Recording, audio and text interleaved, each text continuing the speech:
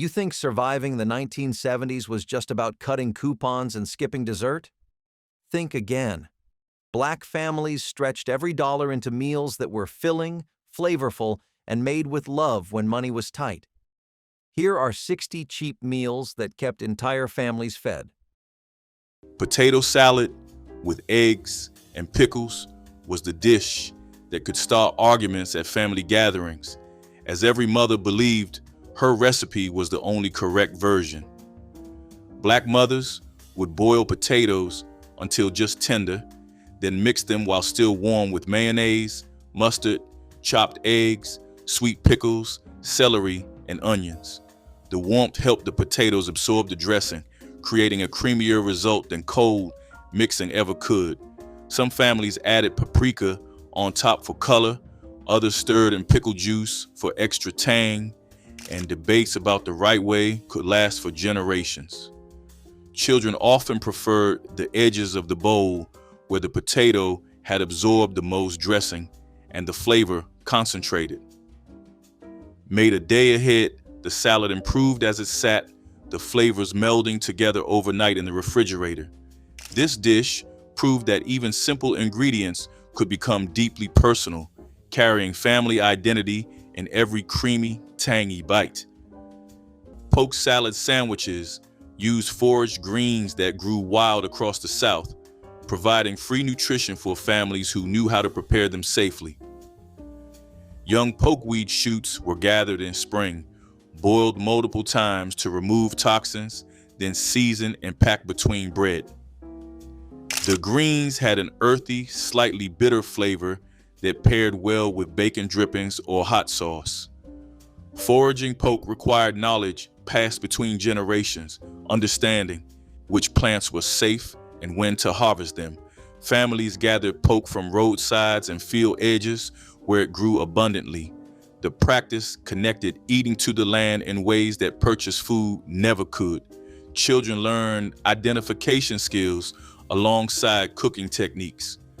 Poke sandwiches represented self-reliance and understanding that survival meant knowing what grew free. Rice and tomato gravy could be made from pantry staples alone, requiring nothing fresh except maybe an onion from the counter. A can of tomatoes, flour, fat, and seasonings transformed into thick, tangy gravy poured over fluffy white rice. The gravy started with browning flour in oil or bacon drippings until golden, then adding crushed tomatoes, water, salt, pepper, and sometimes a pinch of sugar to balance the acid. It simmered until thick and rich. For seniors watching budgets, this dish cost almost nothing, yet delivered warmth in every bite. The rice stretched the meal further and leftovers reheated beautifully. It was simple food that never pretended otherwise, just honest, filling, and deeply rooted in making do with what the cupboard held. Butterbean stew was creamy comfort in a bowl, made from large lima beans that broke down during cooking into something almost like a thick sauce. The beans were simmered with smoked ham hocks or bacon, their natural starch thickening the broth while pork added depth and richness. Onions and garlic were essential, as were bay leaves that perfumed the entire pot. Some families added tomatoes for color, while others preferred the pure, creamy simplicity of beans and pork. This stew was filling enough to serve as a complete meal, especially paired with cornbread that soaked up every drop of that silky broth. Children often requested seconds, not realizing how little the meal cost to prepare. Butterbean stew represented Southern cooking magic, transforming humble dried beans into something that tasted far richer. Peanut patties were the Christmas candy, requiring nothing but peanuts, sugar, and a heavy pot to create confections rivaling store-bought versions. Raw peanuts were stirred into boiling sugar syrup until reaching softball stage, then dropped by spoonfuls onto wax paper to cool into flat rounds. The patties hardened with crunchy exteriors and chewy centers, each one packed with roasted peanut flavor. Some cooks added red food coloring to make them festive for Christmas giving. Peanuts grew easily in southern soil. making them virtually free for families with garden space. The patties stored well in tins, lasting through the holiday season without losing their satisfying crunch. Peanut patties prove homemade candy could rival anything from the general store. Fried corn off the cob captured summer sweetness and brought it to winter holiday tables, a dish that made children close their eyes with each spoonful. Black mothers would cut corn kernels from the cob using sharp knives, scraping the cobs afterward to release the milky starch that would thicken and sweeten the dish.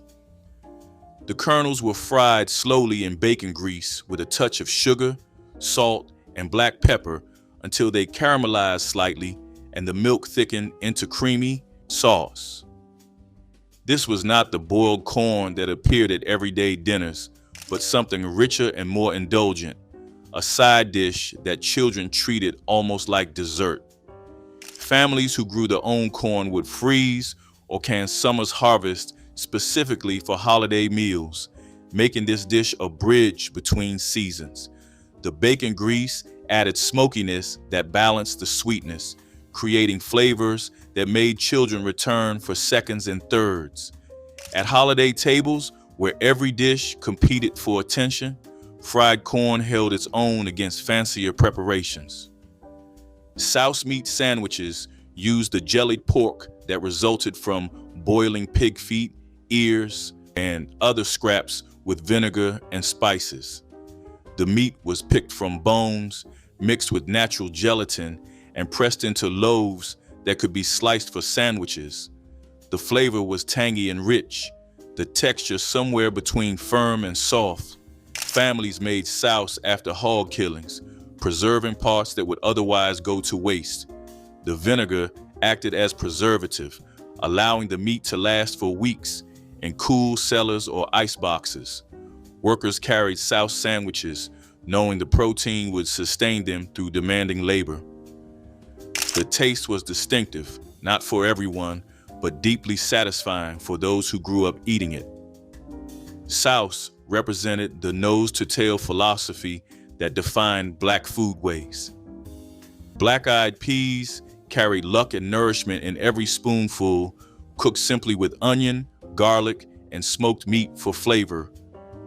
Dried peas cost almost nothing and expanded into pots full of creamy goodness after hours of slow simmering. Seniors appreciated how forgiving this dish was. It could simmer unattended while they rested, filling the home with savory aromas.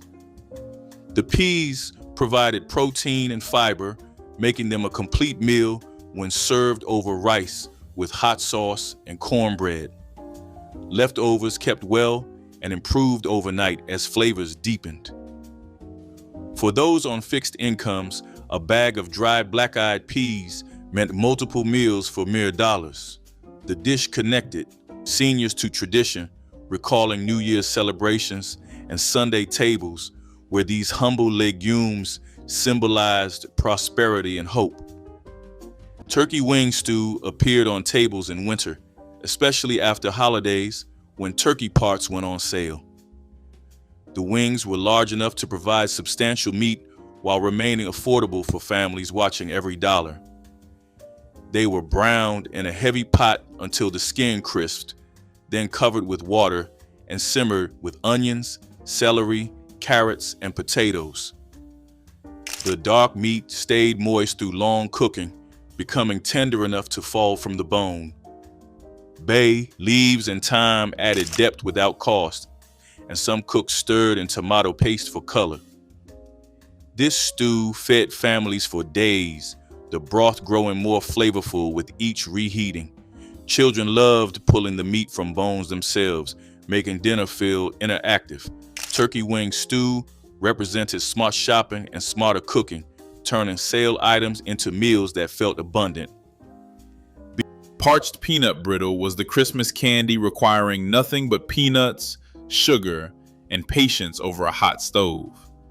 Peanuts grown in backyard gardens were roasted until fragrant, then folded into caramelized sugar and poured thin on degreased surfaces. The mixture hardened into sheets that shattered into golden shards, delivering satisfying crunch, followed by rich, roasted flavor. Making brittle required careful attention since the sugar could burn in seconds.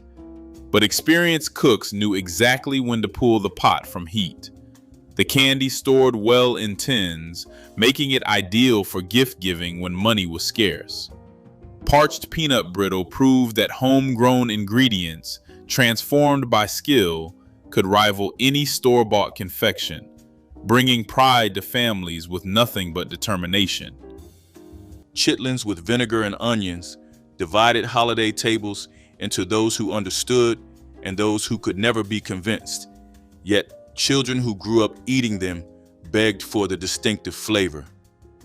These pig intestines required hours of meticulous cleaning before cooking, a labor of love that Black mothers undertook, specifically for holiday celebrations.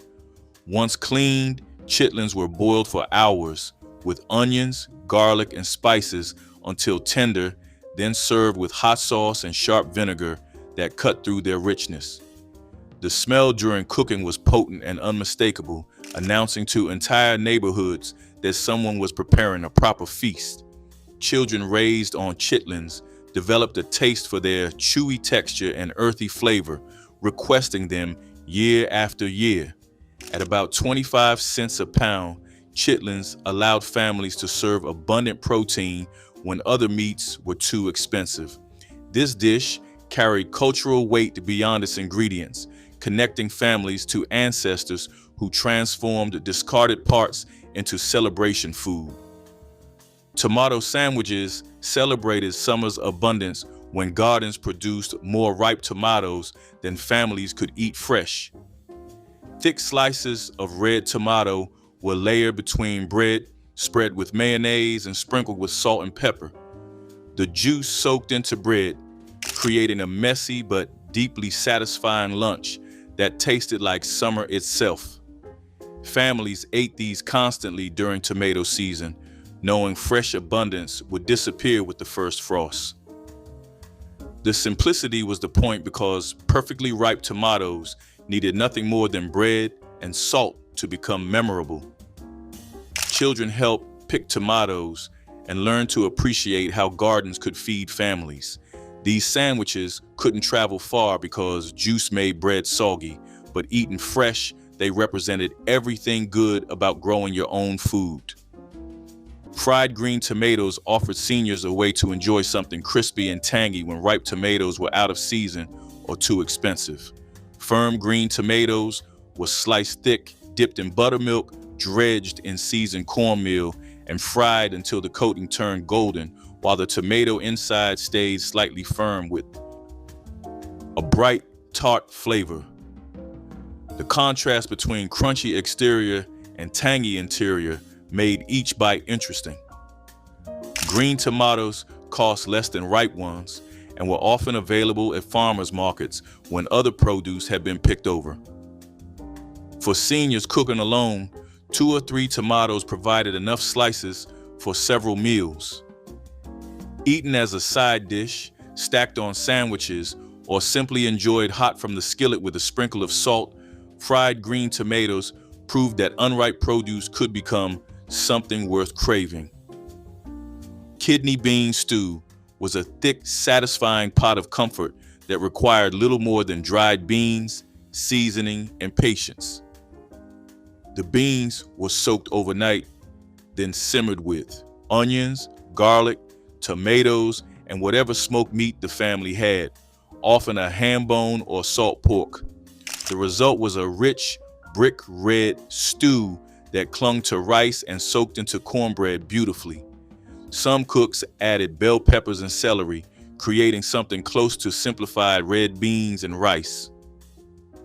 This stew was Monday tradition in many households, made while laundry was done. Children came home from school to find it bubbling on the stove, its aroma promising warmth. The beans provided protein that stretched across several meals, and the broth was considered almost as valuable as the beans themselves. Vinegar taffy was the Depression candy proving sweetness could be stretched from the most basic pantry staples imaginable.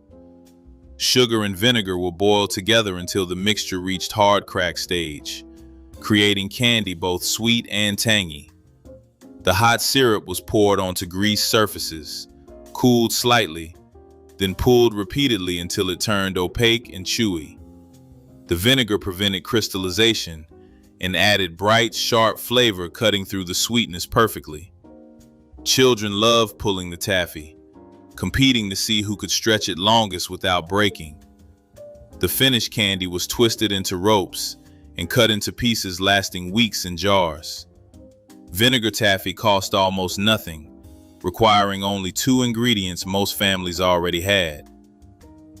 Black-eyed peas with hog jowl appeared on every New Year's table, carrying promises of luck and prosperity that children believed with their whole hearts. Black mothers would soak the dried peas overnight, then simmer them slowly with chunks of salted hog jowl until the peas turned creamy and the pork fat rendered into the cooking liquid. The jowl meat became tender and salty, providing bursts of rich flavor throughout the pot. Children ate their peas dutifully, knowing that each spoonful brought another bit of good fortune for the coming year. The tradition held that greens represented money and peas represented coins, so eating both ensured financial blessings ahead.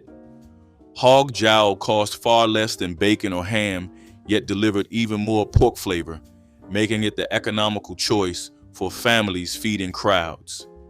This dish carried weight beyond its ingredients, connecting families to ancestors who first brought these traditions from the fields to their own holiday tables generations ago. Potted meat sandwiches provided affordable protein when fresh meat remained far beyond the family budget. These small tins of processed meat paste cost only nickels and could feed multiple children when spread thin across bread.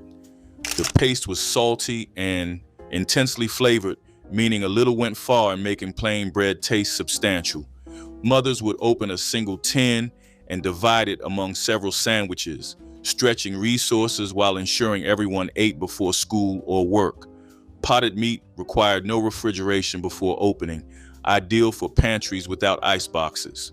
The flavor was not gourmet, but hunger made it taste like provision and care. Children learned to appreciate what their families could provide.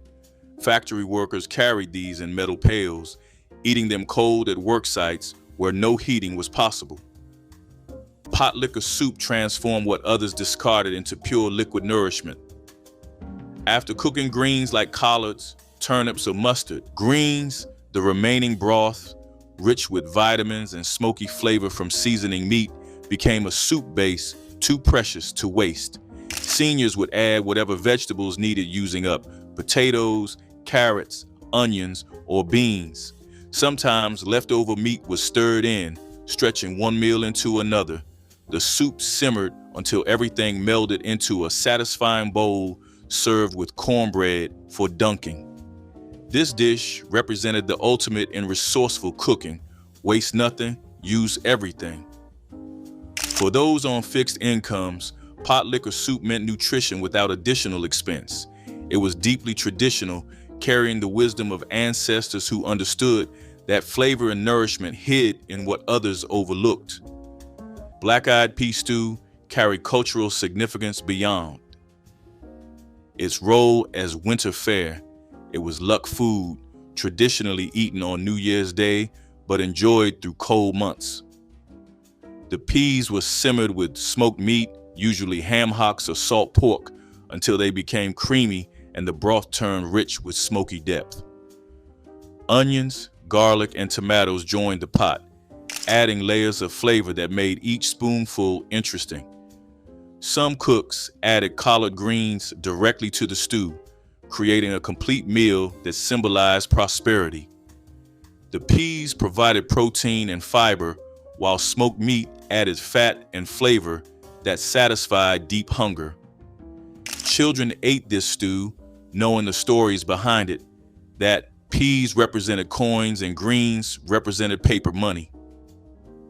This was tradition passed down through generations, connecting families to heritage through every bowl.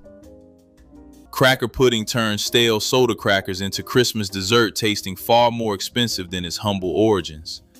Crushed crackers were layered with custard made from eggs, milk, sugar, and vanilla, then baked until the top browned and interior set creamy. The crackers softened into custard, creating texture similar to bread pudding with subtle saltiness balancing sweetness. Raisins or coconut were added when available, though the basic version satisfied perfectly well. Cracker pudding cost almost nothing since stale crackers were scraps destined for waste anyway. The dish demonstrated how depression cooks refused to discard anything edible, transforming garbage into celebration food. Cracker pudding proved imagination and thrift created desserts worth serving at any Christmas table. Cornbread dressing with giblets was the dish that separated holiday tables from everyday suppers, a creation so beloved that arguments over recipes could split families. Unlike boxed stuffing mixes, this dressing started with day-old cornbread crumbled by hand into large mixing bowls. Black mothers would simmer turkey giblets, the heart, liver, and gizzard, until tender, then chop them fine and fold them into the cornbread along with sauteed onions, celery, and sage. The mixture was moistened with rich broth from the giblets, bound with eggs, and baked until the top turned golden brown while the inside stayed moist. Children who claimed to hate liver would devour this dressing without knowing what made it so rich and savory. The dish cost pennies since it used parts others discarded and transformed stale bread into something magnificent. Every grandmother had her own secret variation, and children grew up measuring all other dressings against the one they remembered from childhood holiday tables. Onion sandwiches were poverty meals requiring nothing more than bread, raw onion slices, and whatever fat was available for spreading. Families sliced onions thick, layered them between bread, spread with lard or bacon drippings, and packed them for lunches when nothing else was available. The onions provided nutrition and sharp flavor that made plain bread more interesting than eating it dry. During the Depression and other lean periods, onion sandwiches kept families fed when even pennies for other ingredients had disappeared. Children ate them without complaint because hunger taught appreciation for whatever appeared. The strong flavor meant that even thin onion slices could make bread taste like something rather than nothing. Adults understood these sandwiches represented temporary hardship rather than permanent condition. Cold grits cakes provided portable lunches made from leftover breakfast grits that would otherwise go to waste. Neck bones and potatoes transformed overlooked cuts into hearty meals that satisfied hunger without emptying wallets.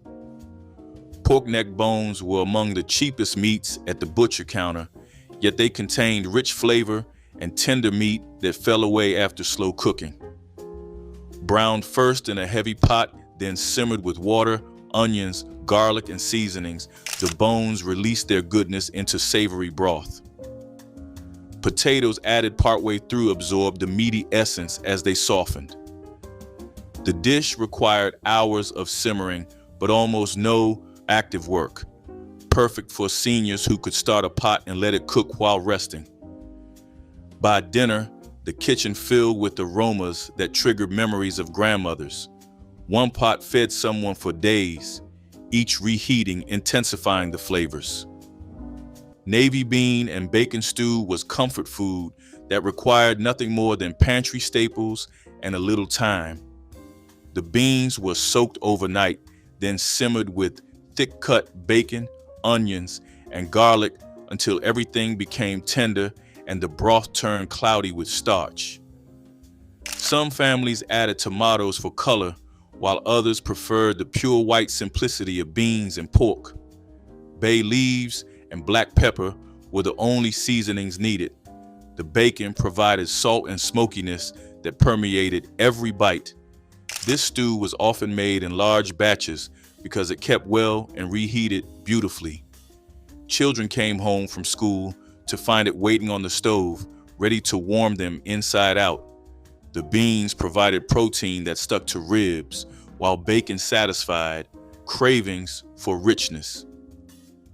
Persimmon bread was the Christmas treat requiring foraging skills passed through generations of Black families who knew the land intimately. Wild persimmons ripened after first frost, their flesh transforming into honey-sweet pulp gathered freely from trees throughout the South. The pulp was mixed with flour, sugar, eggs, and spices, then baked into dense, moist loaves tasting of autumn concentrated. The flavor was unique, deeply sweet with notes of dates and honey impossible to replicate otherwise. Gathering persimmons was family activity, children climbing trees while adults caught fruit in sheets below. The bread kept well, making it ideal for Christmas gift-giving. Persimmon bread connected families to traditions of gathering wild foods that sustained ancestors. Lima beans with ham hocks turned ordinary dried beans into something children actually requested at holiday tables, a minor miracle in homes where vegetables met resistance. Black mothers would soak dried lima beans overnight, then simmer them slowly with smoked ham hocks until the beans turned creamy and the meat fell from the bone. The ham hocks released their smoky, salty essence into the cooking liquid, transforming the beans from bland to deeply flavorful with every hour of simmering. Children who normally pushed vegetables around their plates would return for second helpings of these beans, spooning the rich potlikker over rice. Lima beans cost pennies per pound and expanded to feed crowds when combined with the inexpensive ham hocks. The dish could simmer all day while mothers prepared other holiday foods, requiring nothing but occasional stirring. This combination proved that affordable ingredients prepared with care and time could compete with any expensive main course on the holiday table. Crackling bread served as a complete lunch in itself, combining cornmeal with crispy pork cracklings baked into a dense, satisfying loaf. When families rendered lard from pork fat, the crispy bits left behind were stirred directly into cornbread batter before baking.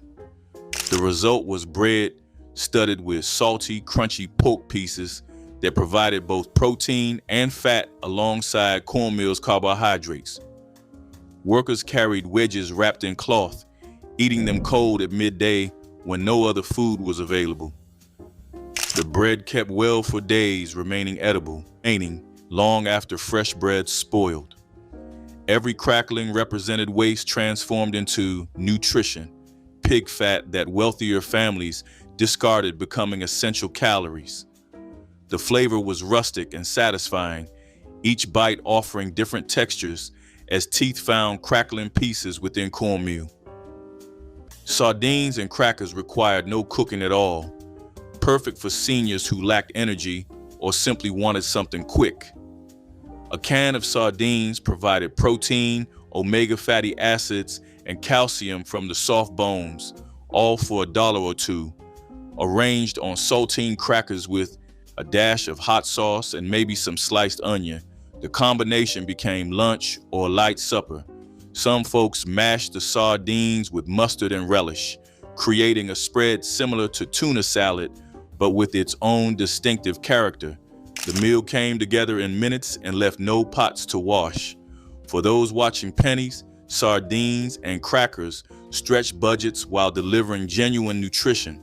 It was honest food without pretense, the kind that sustained working people for generations.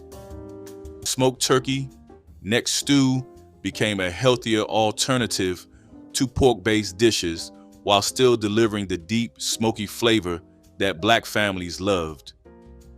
Turkey necks were cheaper than most cuts and provided rich, dark meat that held up beautifully through hours of simmering. The smoking process had already infused them with flavor, so the stew needed little seasoning beyond onions, garlic, and bay leaves. Collard greens or cabbage were often added, cooking down in that smoky broth until silky and tender. Potatoes stretched the meal while absorbing all that savory liquid.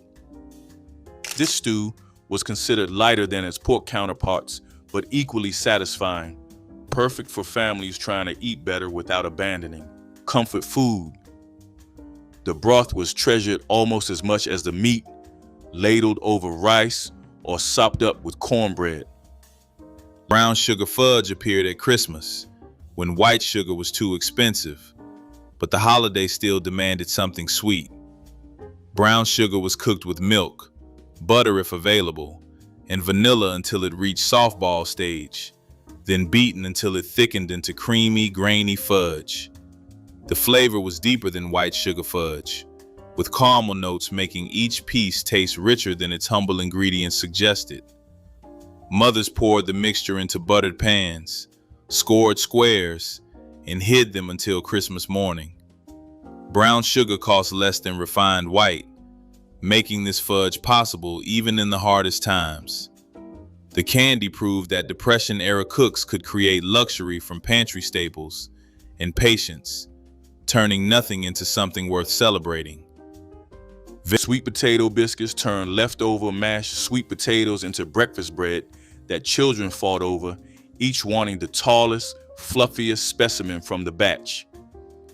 Black mothers would fold cold mashed sweet potatoes into biscuit dough along with a touch of extra butter and sugar, creating biscuits with a faint orange hue and subtle sweetness. The sweet potatoes kept the biscuits incredibly moist while adding nutrients that plain flour biscuits couldn't match. Baked until golden on top with soft, tender centers, these biscuits needed nothing but a pat of butter to make children smile. They were often made from the same sweet potatoes used for holiday candied yams, proving again that Black kitchens wasted nothing.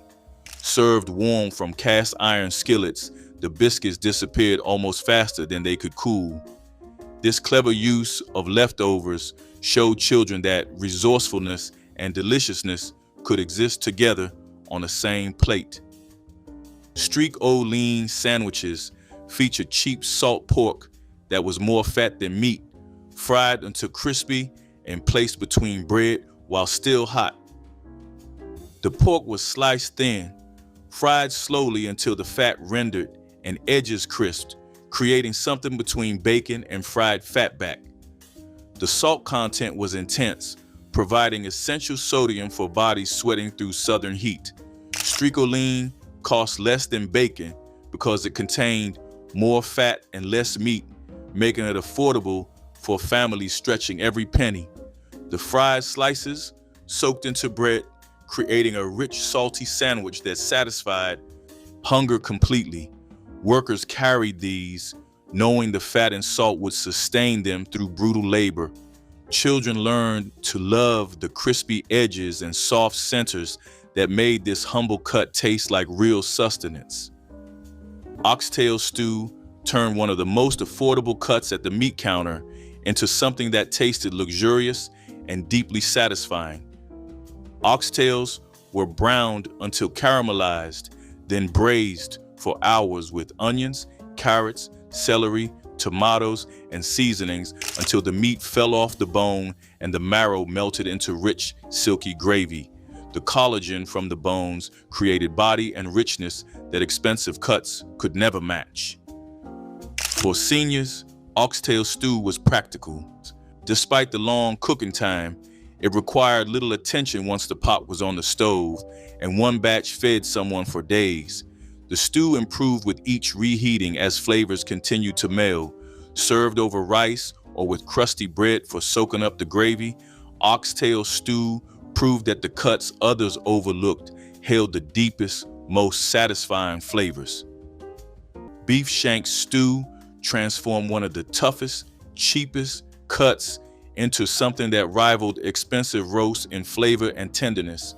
The shanks were cross-cut to expose the marrow, then browned deeply before being covered with water or stock.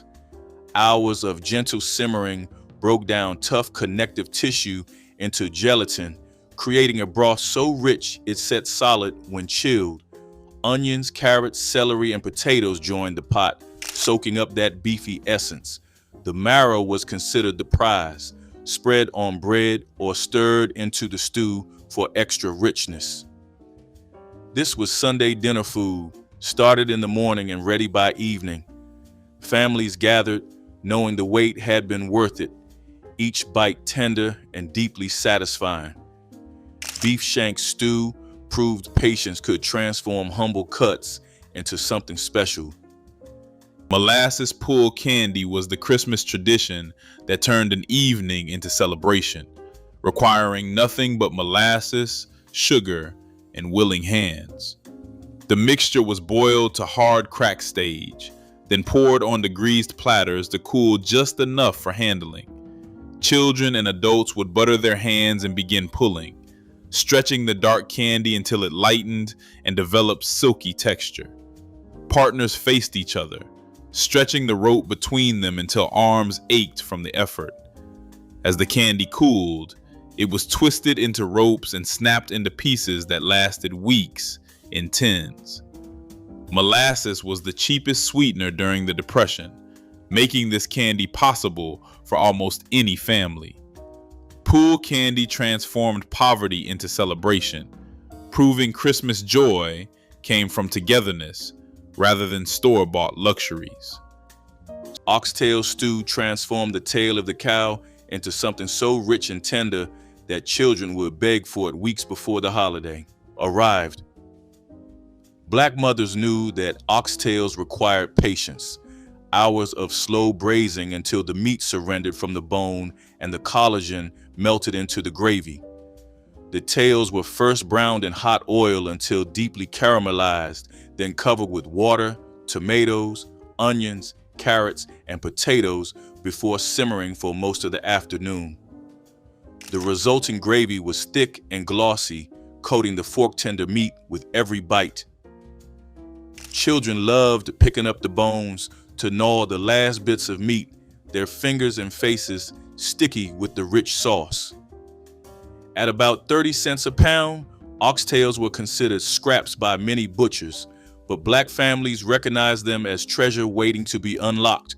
Served over rice that soaked up every drop of that magnificent gravy, oxtail stew proved that the cheapest cuts often delivered the deepest satisfaction. Peanut butter and molasses sandwiches combined two cheap pantry staples into a lunch that was both sweet and filling.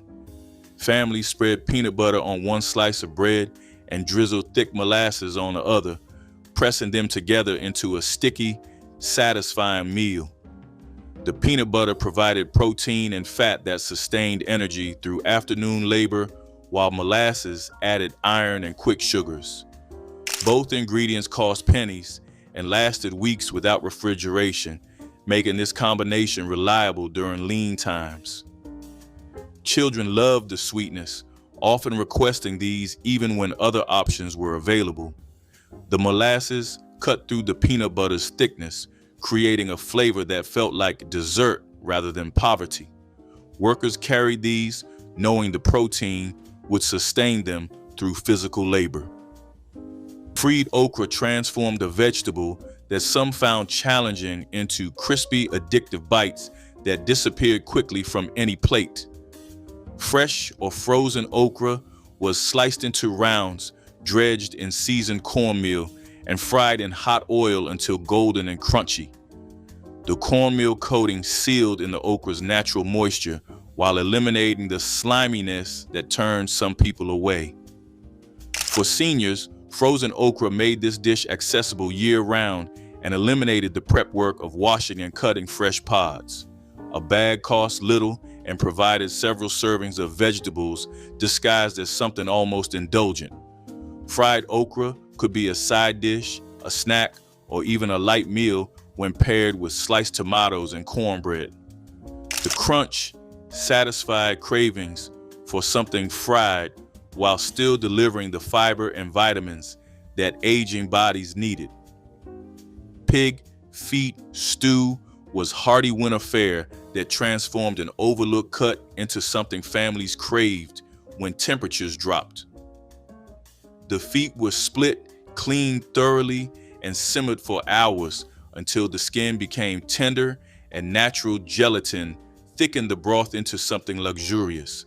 Onions, garlic, vinegar, and crushed red pepper created a tangy heat that cut through the richness. Some families added potatoes or beans to stretch the meal. The stew was made in large batches because it kept well and improved after sitting overnight in the refrigerator. The gelatin would set into a jiggly mass that liquefied again when reheated. This dish required patience. Rushing meant tough, chewy results. Children watched mothers and grandmothers tend these pots, learning that good food took time. Pig feet stew proved nothing went to waste. Sorghum popcorn balls appeared on Christmas tables throughout Black households where both ingredients grew abundantly and cost almost nothing. Popcorn was popped over wood fires, then drizzled with hot sorghum syrup, boiled to the perfect sticky stage. Buttered hands shaped the mixture into balls while still warm, pressing firmly so kernels held together. The syrup added deep, earthy sweetness that refined sugar could never match, complementing the toasted corn perfectly. Children received these as Christmas gifts, wrapped in waxed paper or tucked into small bags. Sorghum popcorn balls represented the ingenuity of families who grew their own sweetener and corn. The treats lasted for days, carried in pockets and nibbled slowly to make Christmas stretch as far as possible. Smothered turkey wings offered holiday turkey flavor to families who could not afford whole birds, proving that Black mothers could transform any cut into celebration food. These meaty wings were seasoned generously, dredged in flour, and fried until golden before being smothered in rich onion gravy and slow cooked until the meat threatened to fall from the bone. The frying created a crust that held up under the gravy, while the long, slow braise rendered the tough connective tissue into gelatin that made each bite silky. Children loved these wings because they could pick them up and eat with their hands, an indulgence rarely permitted at formal holiday tables. 4 or 5 wings could feed an entire family when paired with rice to catch every drop of gravy. At a fraction of the cost of a whole turkey, wings made holiday tables complete even when money was tight. The gravy alone, rich with pan drippings and onion sweetness, became a dish in its own right that children poured over everything on their plates. Cold collared sandwiches packed leftover greens between bread for lunches that provided vitamins and fiber. Families cooked large batches of collards with smoked meat, then saved portions for next day's meals. The greens were squeezed to remove excess liquid, seasoned with hot sauce or vinegar, and spread between bread slices. The flavor was earthy and slightly bitter, the potlikker having concentrated overnight. Workers carried these knowing the greens provided nutrition that bread alone could never offer. Children ate them without complaint because collards were familiar. The taste of Sunday dinner transformed into Monday lunch. The sandwiches traveled well because greens stayed flavorful cold. This lunch represented practical genius of stretching one meal into 2, ensuring that labor of cooking collards fed families multiple times. Liver and onions divided people into those who loved it and those who could not stand the thought, but seniors who appreciated it found one of the most nutritious and affordable meals available. Chicken or beef liver was soaked briefly in milk to mellow its flavor, then dredged in seasoned flour and pan-fried alongside heaps of sliced onions that caramelized into sweet, soft ribbons. The liver cooked quickly, staying tender inside while developing a savory crust. Rich in iron and B vitamins, liver provided nutrients that aging bodies often lacked. The cost was remarkably low. Liver remained one of the cheapest proteins at the butcher counter because so few people bought it anymore. For seniors willing to embrace this old-fashioned dish, liver and onions delivered both nutrition and nostalgia in generous portions.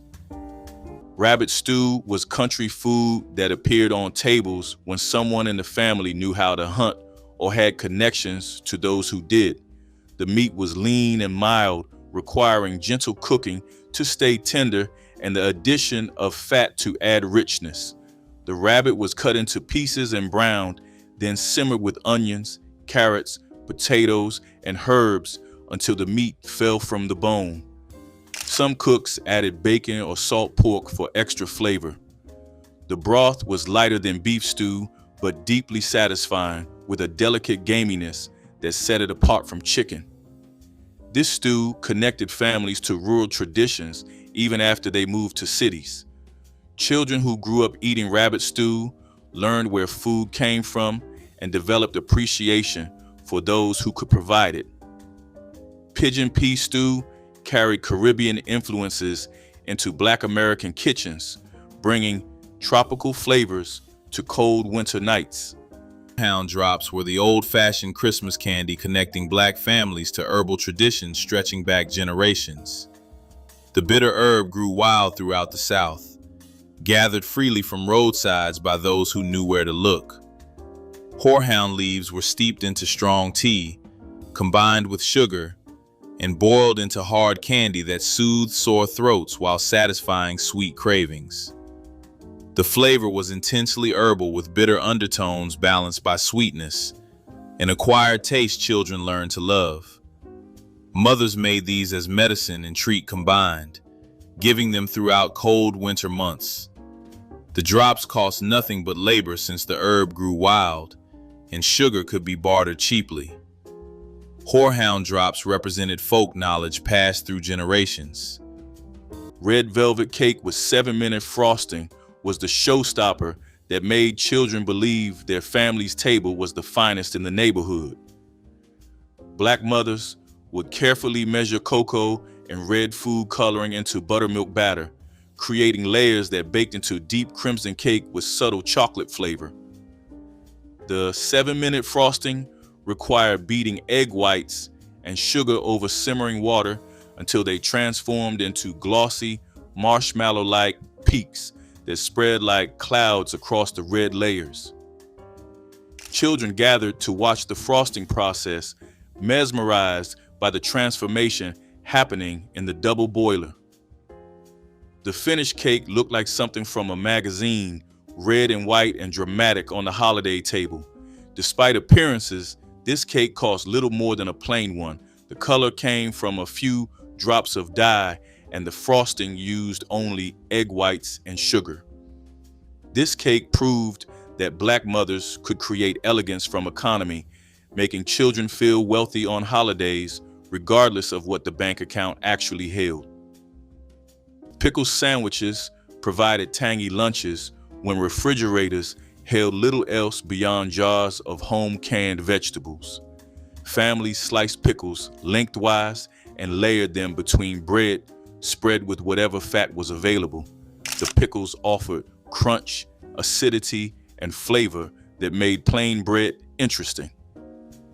During summer, when gardens overproduced cucumbers, families canned dozens of jars, ensuring pickle availability through winter. The vinegar brine provided some nutritional value, while cucumbers offered modest vitamins.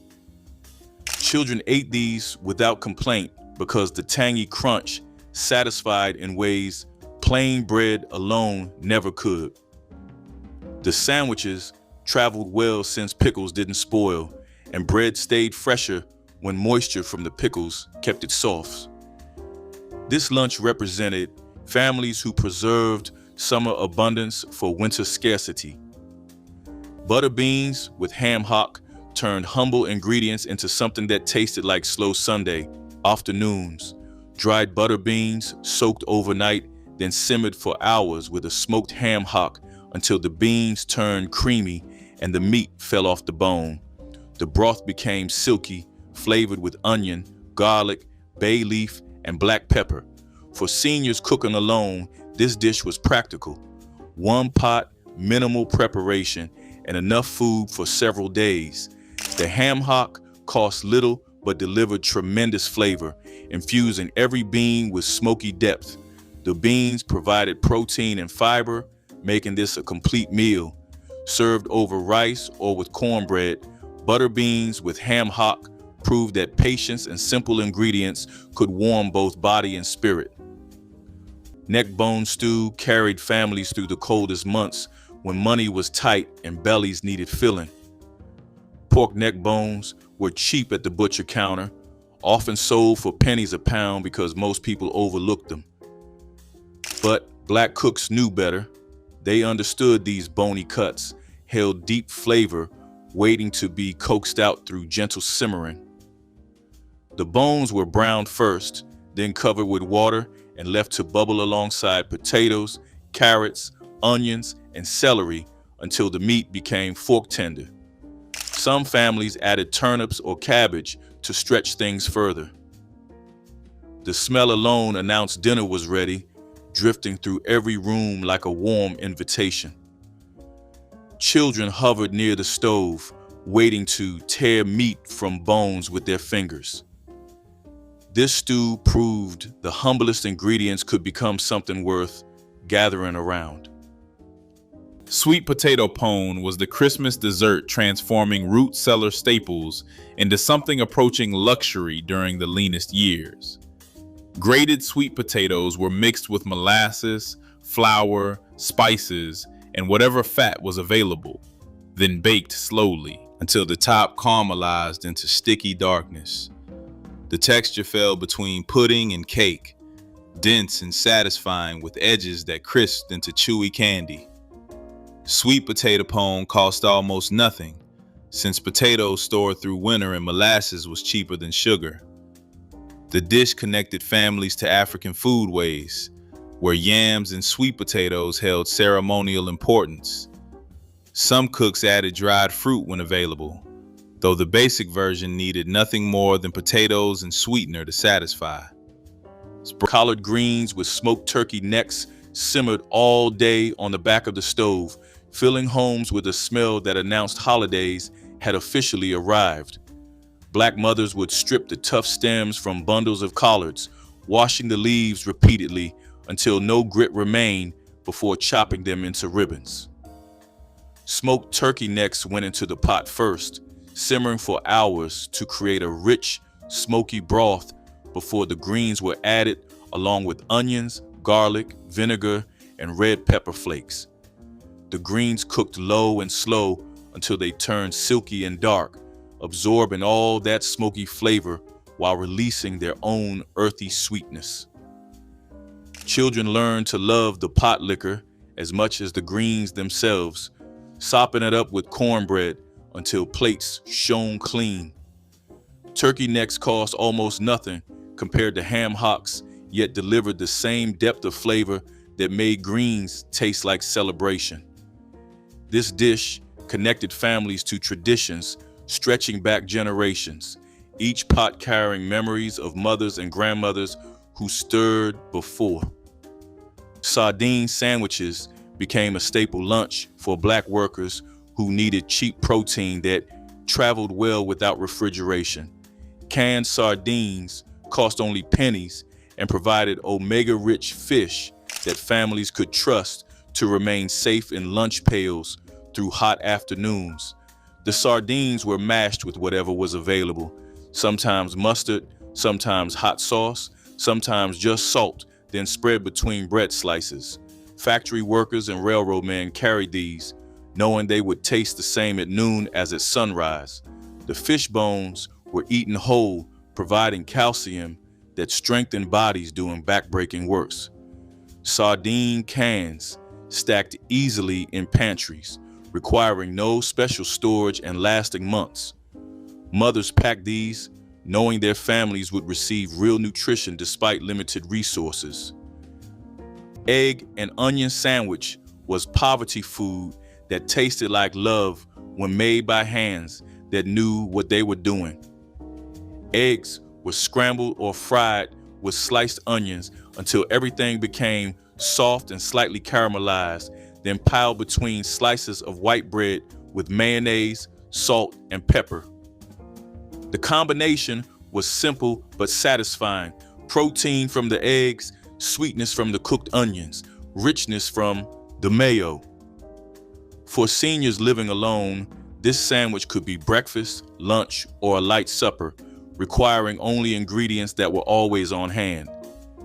Eggs remained one of the cheapest proteins available, and onions lasted for weeks in the pantry. The sandwich came together in minutes with minimal cleanup, making it perfect for days when cooking felt like too much effort, but real food was still needed. Crowder pea stew was a Southern specialty that showcased field peas at their creamy, earthy best. The peas were simmered with smoked ham hocks or salt pork until they broke down into a thick, almost gravy-like consistency. The cooking liquid became rich with smoky pork flavor, while the peas themselves turned soft and satisfying. Onions, garlic, and bay leaves added depth without overwhelming the peas' natural taste. Some families added tomatoes or hot peppers, while others preferred the pure simplicity of peas and pork. This stew was summer harvest food originally, made when peas were fresh and abundant, but it worked equally well with dried peas in winter. Served over rice with cornbread on the side, it was a complete meal that cost almost nothing but tasted like abundance. Dried apple stack cake was the Christmas dessert, proving community cooperation could create something magnificent from humble ingredients. Thin spiced cake layers were stacked high with dried apple filling between each. The assembly left to rest while moisture from apples softened the cake. Each family might contribute one layer, with the hostess providing apple filling from autumn's preserved harvest. The cake improved with time, flavors melding until layers became almost indistinguishable from filling. Dried apples were affordable since families preserved their own, and cake layers required only basic pantry staples. The finished stack reached 8 or 10 layers tall, impressive enough for any Christmas table. Stack cake proved collective effort created celebration no single family could achieve alone. Candied yams with brown sugar glaze were a dish that made children hover near the kitchen door, waiting for that first sticky spoonful straight from the pan.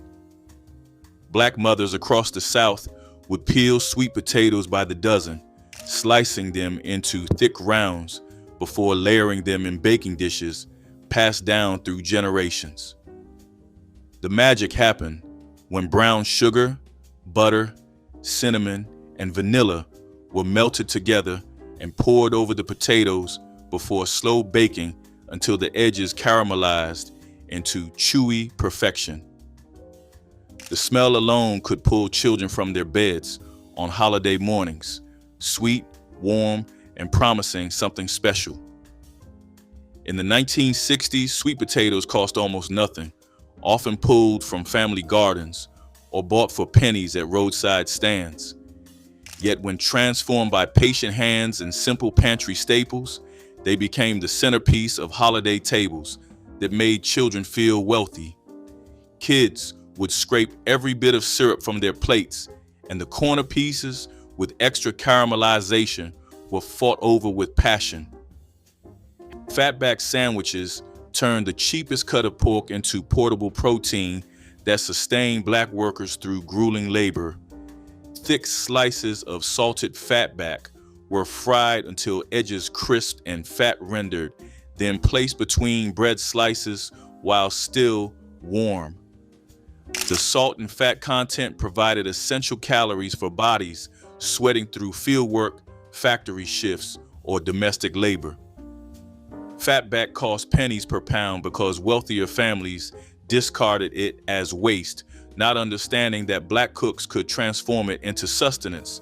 The rendered fat soaked into bread, creating a rich meal that stayed filling for hours. Families bought fatback in bulk, curing it with salt to last weeks without refrigeration. Children learned that this humble cut represented survival proof that their parents could feed them even when money disappeared. Cornmeal mush was breakfast, lunch, and dinner, depending on how you served it, proof that one ingredient could stretch across an entire day.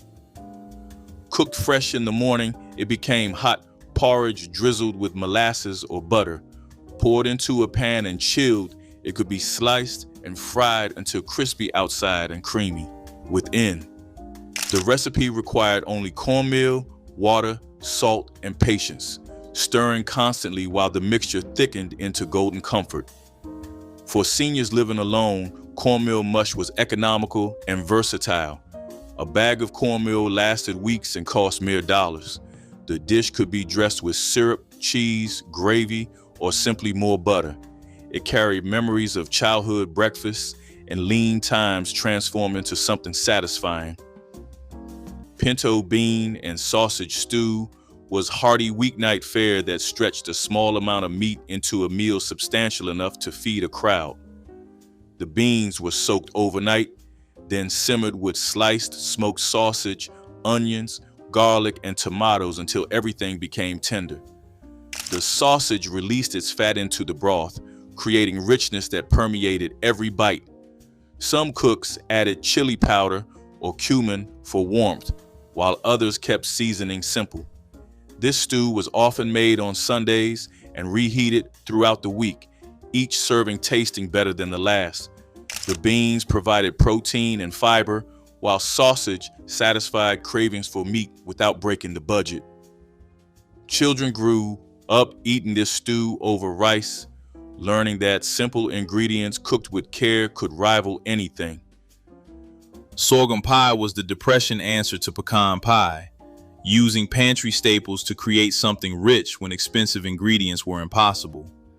A filling of sorghum syrup, eggs, butter, and vanilla was poured into homemade crust and baked until set. The flavor was deep and earthy, less sweet than corn syrup pies, with complexity that surprised those expecting something plain. Sorghum was affordable because Southern families often grew their own cane and pressed syrup each fall. The pie required no fancy techniques, just patience while it baked to glossy perfection with caramelized edges.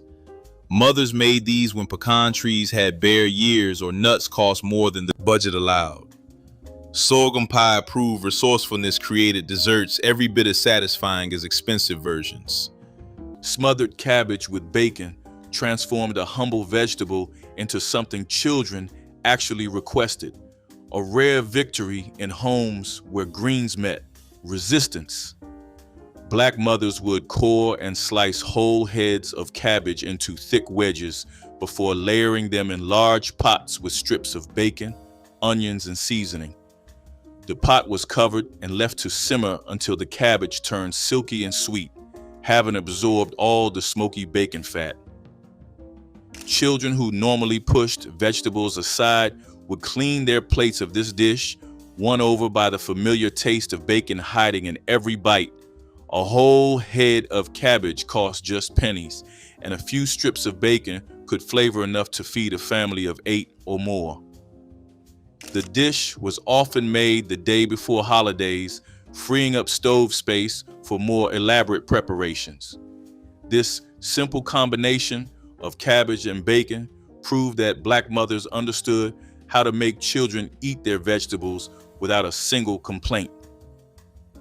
Cold biscuits with preserves provided sweet lunches made from breakfast leftovers and home canned fruit. Families baked biscuits in the morning, setting aside extras for midday meals. These were split and spread with whatever preserves the pantry held, often blackberry, peach, or fig jam made from fruit gathered in season. The biscuits were denser cold than fresh, but preserves added moisture and sweetness that made them satisfying. Children carried these, wrapped in cloth, eating them at school while dreaming of summer days spent picking berries. The preserves represented hours of labor, harvesting and canning fruit that would otherwise rot. Together, biscuit and jam cost almost nothing, but delivered comfort that felt like abundance. This lunch connected daily sustenance to seasonal rhythms. Sweet potato toast offered seniors a nutritious breakfast using one of the most affordable and long-lasting vegetables available. A sweet potato, sliced lengthwise into thick planks, could be baked or pan-fried until tender inside and slightly caramelized outside. Topped with butter, cinnamon, and a drizzle of honey, it became breakfast. Spread with peanut butter, it provided protein to start the day. The beauty was in the simplicity. One ingredient transformed into something special. Sweet potatoes stored for weeks in a cool, dark place, making them practical for seniors who could not shop frequently. They were also packed with vitamins, fiber, and natural sweetness that needed no added sugar. Sweet potato toast connected modern simplicity with ancestral wisdom about humble ingredients. Ham hock and bean stew was a wintertime miracle that transformed dried beans and smoked pork into a meal substantial enough to fuel a family through freezing temperatures. The ham hocks were simmered for hours, their smoky essence infusing the cooking liquid while collagen broke down into silky richness. Navy beans or Great Northerns were added, absorbing every bit of porky flavor as they softened into creamy tenderness. Onions, garlic, and bay leaves rounded out the pot. This stew was Monday food in many households, made when the weekend ham bone still had meat clinging to it. The beans provided protein that rivaled expensive cuts, and the broth was considered medicine for cold and flu season. Families stretched this stew across several days, knowing each reheating only deepened the flavors. Chitterling loaf transformed the holiday chitterlings into something that could be sliced and served cold for days after the main celebration ended. Black mothers would chop cooked chitterlings fine, mix them with seasonings and gelatin from the cooking liquid, then press everything into loaf pans to set overnight. The result sliced clean and firm, each piece studded with bits of tender chitterling suspended in savory aspic. Children who loved chitterlings could eat them for breakfast, lunch, and dinner throughout the holiday week without anyone having to cook again. The loaf kept well in the refrigerator and actually improved as the flavors melded over several days. This dish showed the ingenuity of Black cooks who understood that holiday cooking should feed families long after the main event concluded. Sliced thin and served with hot sauce and crackers, chitterling loaf became a snack that children reached for whenever hunger struck during the lazy days between Christmas and New Year. Cornbread, packed alongside jars of Potlikker, created a lunch both filling and deeply nourishing. Potlikker, the vitamin-rich broth left after cooking greens with smoked meat, was saved in jars and carried to work sites where it could be sipped or used to soften cornbread. The broth contained iron, vitamins, and essence of whatever pork had flavored the greens, making it nutritionally valuable despite costing nothing. Workers crumbled cornbread into jars and ate the mixture with spoons or drank it directly. This lunch represented the no-waste philosophy of Black kitchens where nothing edible was ever discarded. Children sometimes drank Potlikker as medicine, understanding it strengthened bodies and warded off illness. The combination traveled well because cornbread stayed fresh for days and sealed jars kept broth safe. Smothered cabbage was a weeknight staple that stretched pennies into plates full of comfort and warmth. A single head of cabbage could feed someone for days when sliced thin and cooked low with onions, bacon grease, and simple seasonings like salt, pepper, and a splash of vinegar. The cabbage softened and sweetened as it braised, absorbing smoky richness from whatever seasoning meat was on hand. Seniors living alone found this dish perfect because it required minimal effort, just time on the stove while flavors melded together. The pot could be reheated throughout the week, tasting better each day. Served with cornbread for sopping up the juices, smothered cabbage provided fiber, vitamins, and soul-deep satisfaction that reminded you of family kitchens passing. Oxtail stew was once the crown jewel of winter cooking in Black households, simmered low and slow until the meat fell away from the bone in tender ribbons. The oxtails were seared in a heavy pot until caramelized, then braised with onions, garlic, tomatoes, and root vegetables. Thyme, bay leaves, and allspice gave the broth a depth that filled the kitchen with warmth long before dinner was served. The marrow melted into the liquid, creating richness that no store-bought broth could match. Families gathered around for this dish on Sunday evenings, knowing one pot could feed everyone with enough left for Monday. The stew represented transformation, turning what butchers once discarded into something magnificent.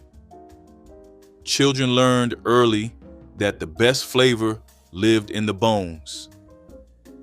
Honey taffy was the Christmas candy made possible when families kept bees or knew neighbors who did, turning liquid gold into chewy sweetness. Honey was boiled with a little sugar and vinegar until it reached hard crack stage, then poured onto greased surfaces to cool. The pulling transformed the candy from sticky mass into satiny ropes that lightened in color with each stretch. Honey's floral sweetness gave the taffy distinctive flavor that plain sugar versions could never match. Children competed to pull the longest strands before the candy stiffened too much for shaping. The finished taffy was cut into pieces and wrapped in wax paper for storage. Honey taffy represented the intersection of beekeeping tradition and candy-making skill passed through generations. Sweet potato biscuits added a gentle sweetness to the morning, making them a treasured treat for families across the South. Mashed sweet potatoes were folded into soft dough along with a spoonful of cane syrup and a touch of warm spices. As the biscuits baked, the natural sugars caramelized, creating a golden crust and a tender, moist interior. Served warm with butter or a smear of homemade jam, they filled kitchens with a scent that promised a comforting start to the day. Grandparents often saved leftover sweet potatoes from supper just to make these biscuits at dawn, stretching every ingredient while creating something that felt indulgent. Their vibrant color and subtle sweetness brightened even the simplest breakfast plates, pairing well with scrambled eggs or strong black coffee. These biscuits were a perfect example of resourceful cooking that turned farm harvests into something both nourishing and memorable, leaving a flavor that still lingers in family stories and worn recipe cards. Ham bone soup stretched Christmas dinner into days of nourishment, turning what others might discard into liquid gold that fed entire families. After the holiday ham was carved and served, Black mothers saved that precious bone with its clinging meat and rich marrow, knowing it held another full meal waiting to be released. The bone would simmer for hours in large pots with dried beans, onions, celery, and whatever vegetables the pantry offered: carrots, potatoes, turnips, or cabbage. Children loved watching the transformation as clear water became rich, cloudy broth that smelled of smoke and salt and comfort. By the second day of simmering, the meat fell from the bone in tender shreds, while the beans softened into creamy bites. This soup cost virtually nothing beyond the original ham purchase, yet it could feed a family of 8 for 3 days running. Served with cornbread for dipping, it became a holiday tradition in its own right, reminding everyone that nothing in a Black kitchen ever went to waste. Syrup sandwiches were among the most iconic survival lunches in African American households, requiring nothing more than bread and thick molasses or sorghum. Families spread dark syrup generously between slices of whatever bread was available, creating a meal that was sweet, filling, and cost almost nothing. The syrup provided quick energy through natural sugars, while bread offered carbohydrates to sustain workers and children through long hours. In rural southern communities, sorghum was often homemade from stalks grown in family gardens, making this lunch essentially free. Children carried these sandwiches to school wrapped in cloth, eating them at midday without shame because everyone understood survival. The sweetness masked what was essentially poverty, transforming scarcity into something children actually looked forward to eating. Fried corn was summer captured in a skillet, though frozen corn made it possible any time of year. Fresh or frozen kernels were cooked in bacon drippings or butter with onion until they caramelized slightly, developing sweetness and depth. Some cooks added a splash of milk or cream near the end, creating a sauce that clung to each kernel. Salt, pepper, and sometimes a pinch of sugar balanced the flavors. The dish came together quickly, 15 minutes from start to finish, making it ideal for seniors who tired easily but craved something homemade. A bag of frozen corn cost little and provided several servings. Fried corn could stand alone as simple supper with cornbread or accompany other dishes as a beloved side, connecting those who ate it to generations of Southern tables. Chicken foot stew might raise eyebrows today, but in Black kitchens of the 1970s, it was beloved comfort food made from parts others threw away. The feet were scrubbed clean, blanched to remove the outer skin, then simmered until they released natural gelatin into the broth. This created body and richness that regular chicken pieces could not achieve. Potatoes, carrots, and onions joined the pot, soaking up that deeply savory liquid. Some cooks added hot peppers for warmth that went beyond temperature. The stew was valued during winter illnesses when families believed its collagen-rich broth could heal what ailed you. Children sometimes balked at the appearance, but one taste usually converted them. The feet were free or nearly so, making this stew an act of pure kitchen wisdom, taking what was dismissed and creating nourishment. Rice pudding was the Christmas dessert that stretched leftover rice into something creamy, comforting, and sweet enough for holiday tables. Cold cooked rice was stirred into sweetened milk with eggs, vanilla, and cinnamon, then baked slowly until the custard set and top browned lightly. The rice provided body while the custard added richness, creating texture somewhere between porridge and pie filling. Raisins plumped in the hot pudding, adding bursts of sweetness throughout each spoonful. Rice pudding cost almost nothing, since rice was a staple and the other ingredients were basic pantry items. Mothers made large pans knowing it would disappear quickly once cooling began. Rice pudding proved that simple ingredients prepared with care could rival fancier desserts on any Christmas table.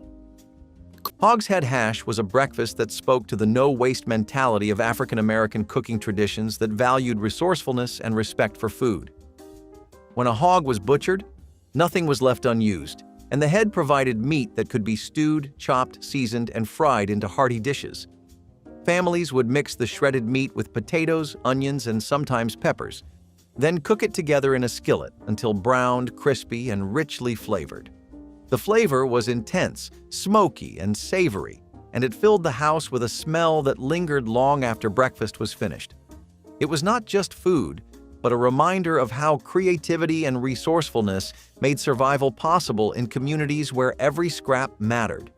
Children grew up eating it without complaint because it was hearty, flavorful, and kept them full through school, farm work, or chores. Adults relied on it as a way to honor the animal by using every part of it, ensuring nothing went to waste.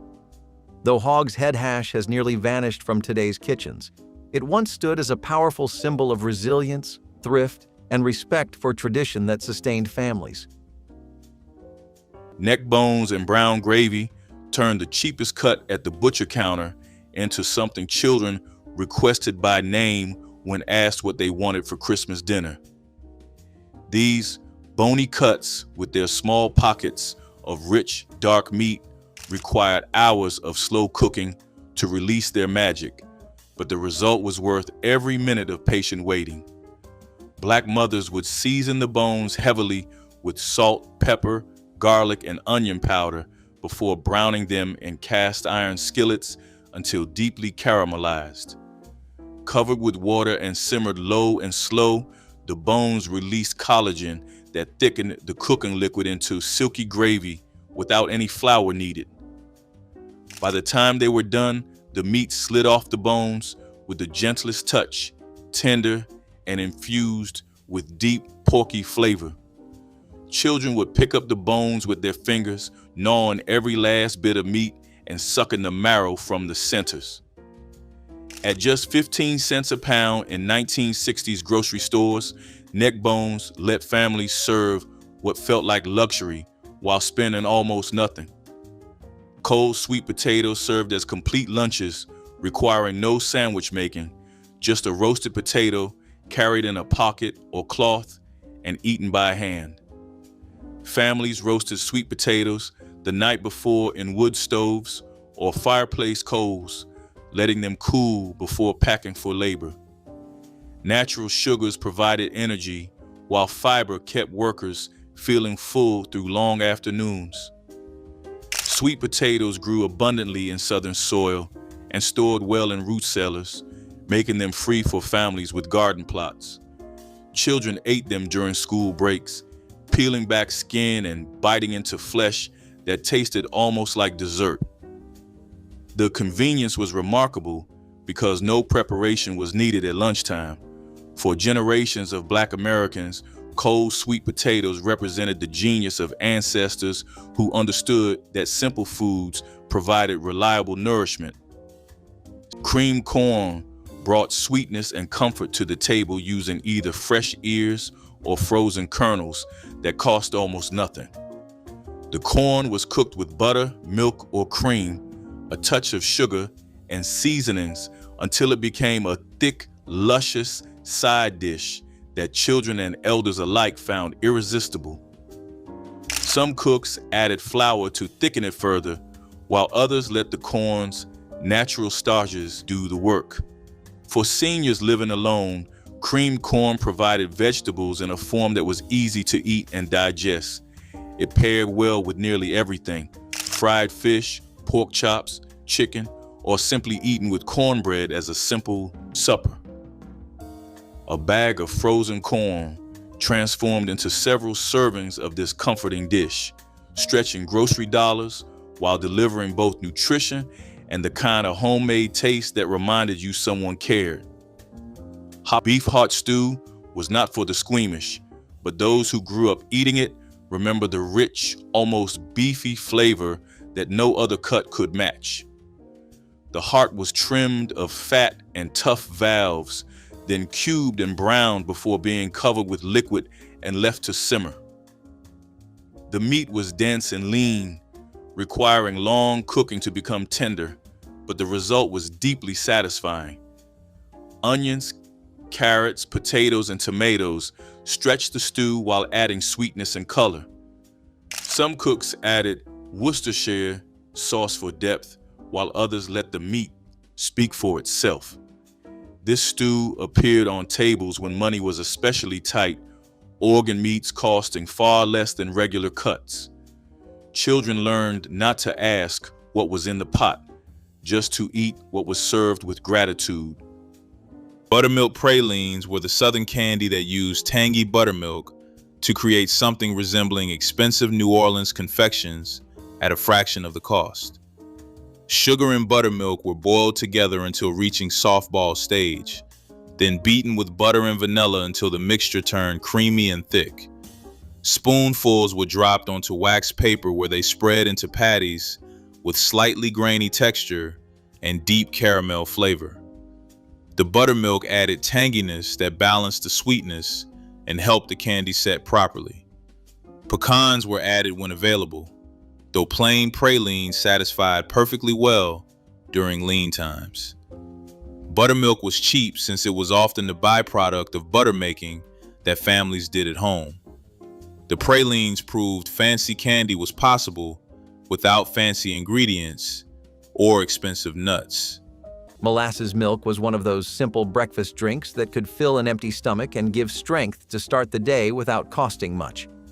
A mug of warm milk would be stirred with a generous spoon of blackstrap molasses until it turned dark, thick, and sweet, creating a drink unlike anything else.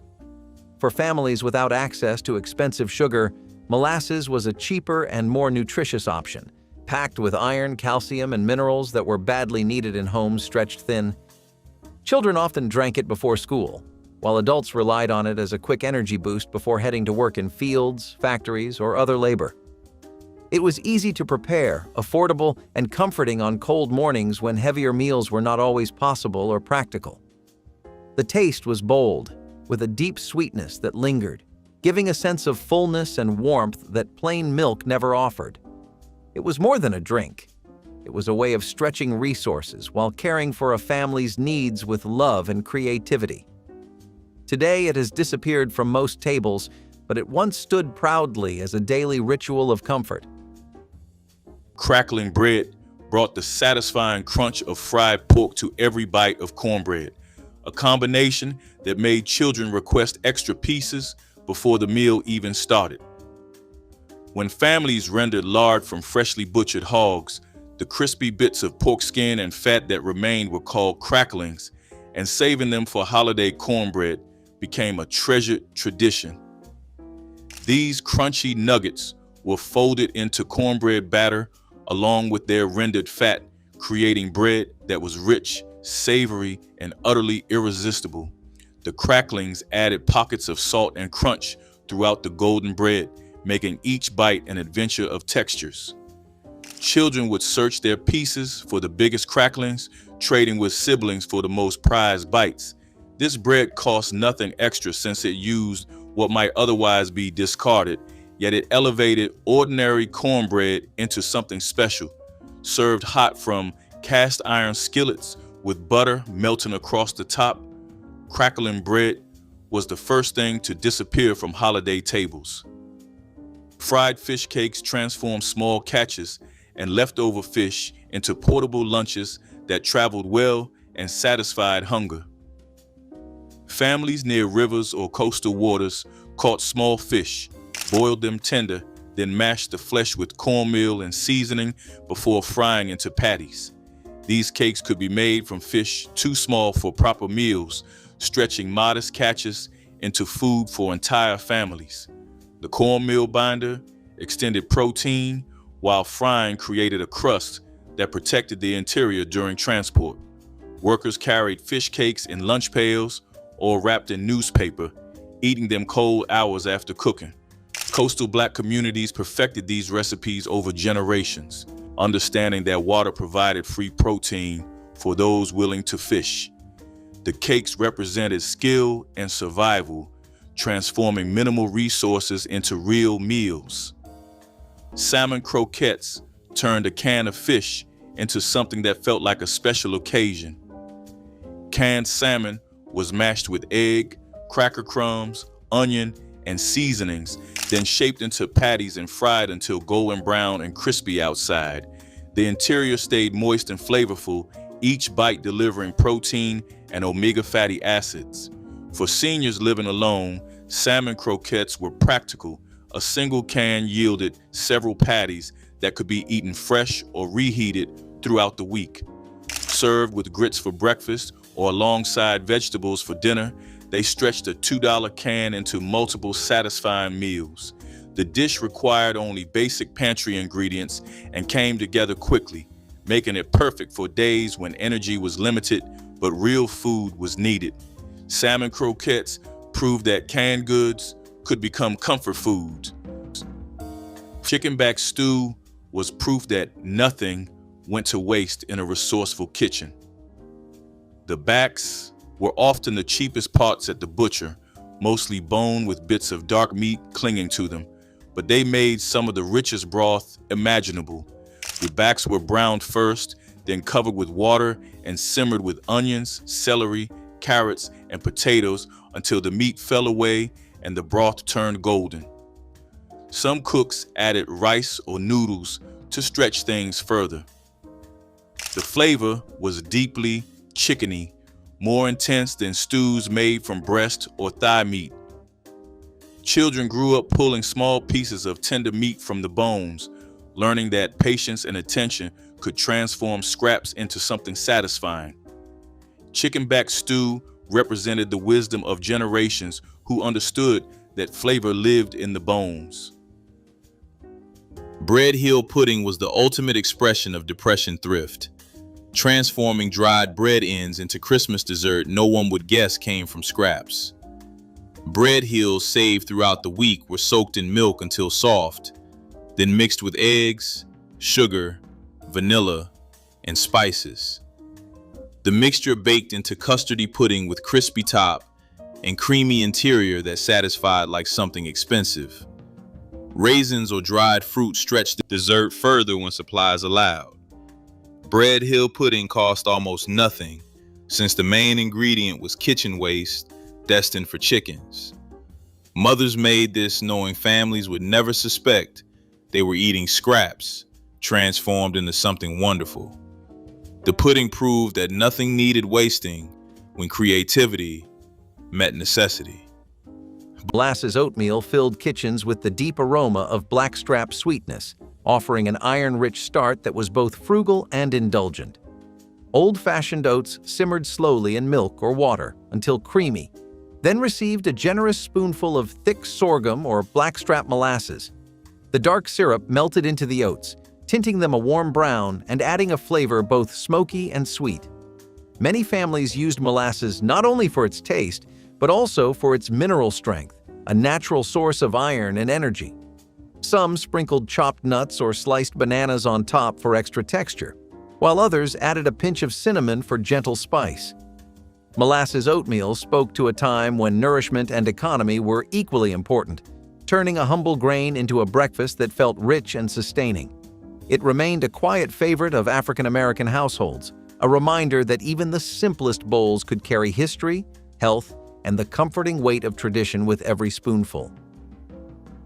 Sweet potato pudding blurred the line between side dish and dessert, and children never complained about this confusion on their holiday plates. Black mothers would mash roasted sweet potatoes with eggs, milk, sugar, cinnamon, nutmeg, and vanilla before baking the mixture until it set into something between custard and souffle. The top would develop a slightly caramelized crust, while the inside stayed creamy and sweet, spoonable rather than sliceable. Children loved that they could eat this at dinner without waiting for dessert, though many would return for second helpings when the pies came out anyway. Sweet potatoes were cheap and plentiful, often grown in family gardens or purchased for almost nothing at farmers' markets.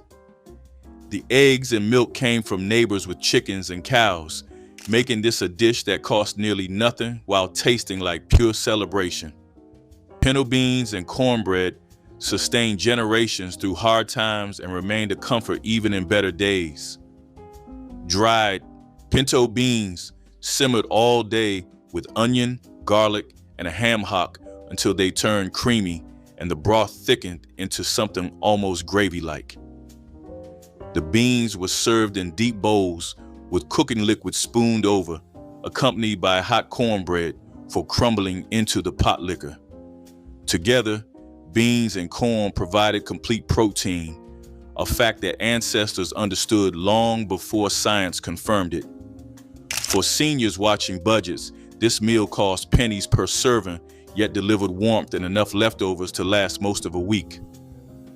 The smell of beans cooking low on the stove brought back memories of mothers and grandmothers who made magic from almost nothing.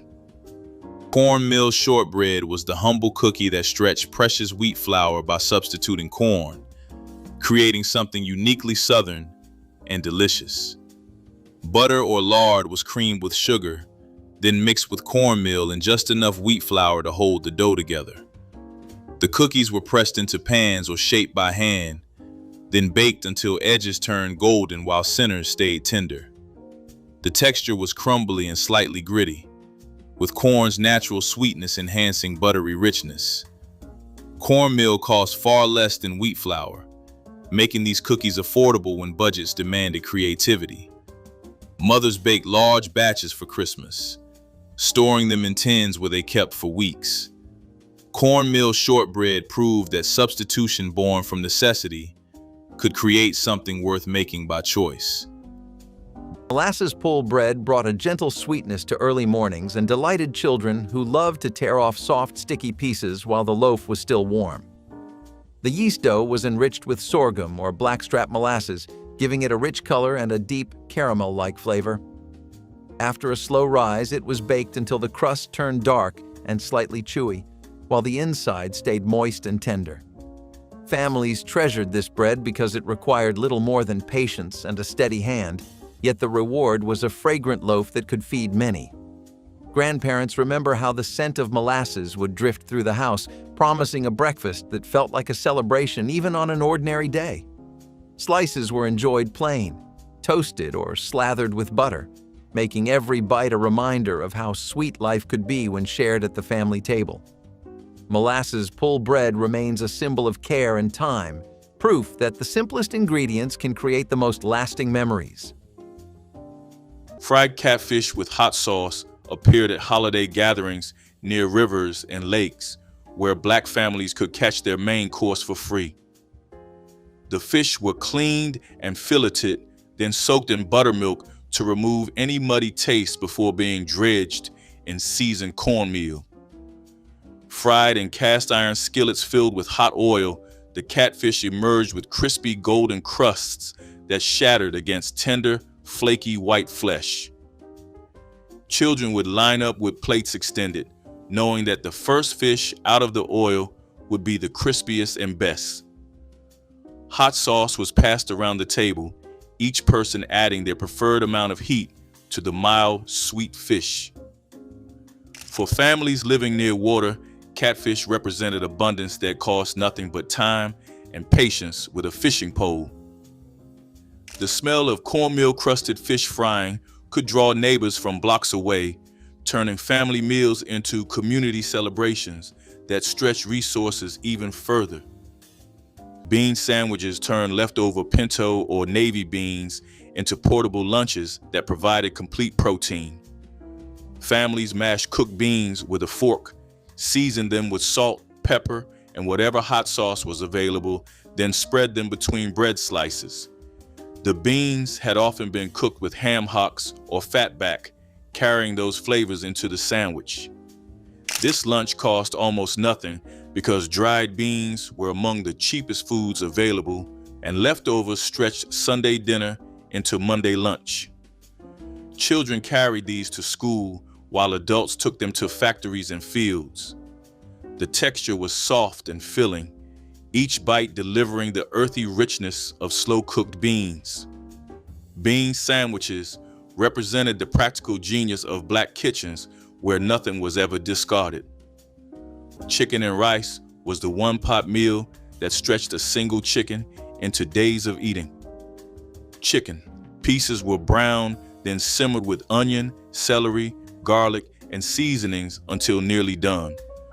Rice was added directly to the pot, absorbing all the flavorful cooking liquid as it cooked. The result was tender chicken atop rice infused with savory goodness, each grain separate yet rich with chicken essence. For seniors, this dish was practical. One pot meant minimal cleanup, and the cooking required little active attention. A whole chicken or package of thighs cost just a few dollars and fed someone for most of a week. The dish reheated well and could be varied with different seasonings or vegetables depending on what was on hand. Chicken and rice was dependable comfort that never disappointed. Chicken gizzard stew turned an often discarded organ into something families genuinely looked forward to eating. Gizzards were cheap at the butcher counter, sold by the pound for far less than other chicken parts. They required long cooking to become tender, but that time transformed their chewy texture into something almost silky. The gizzards were browned first, then simmered with onions, garlic, tomatoes, and potatoes until everything melded together. Some cooks added carrots or celery, while others kept it simple with salt, pepper, and bay leaves. The gravy that formed was dark and rich, perfect for ladling over rice or biscuits. Children who grew up eating this stew developed a taste for organ meats early. The dish represented kitchen wisdom, knowledge that parts others threw away could become dinner.